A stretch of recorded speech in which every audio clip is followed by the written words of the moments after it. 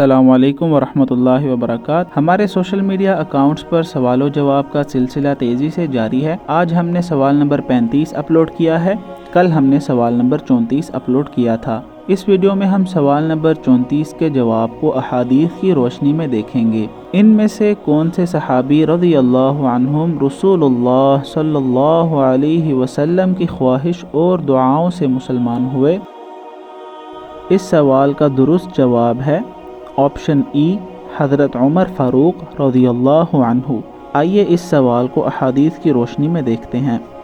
مسند احمد کی حدیث نمبر 10,541 اور مسند احمد کی حدیث نمبر 12,187 میں رسول اللہ صلی اللہ علیہ وسلم نے فرمایا، اے اللہ، ابو جہل اور عمر بن خطاب میں جو آدمی تجھے زیادہ محبوب ہے اس کے ذریعے اسلام کو غلبہ عطا فرما۔ پس سیدنا عمر بن خطاب رضی اللہ عنہ اللہ تعالیٰ کو زیادہ محبوب تھے۔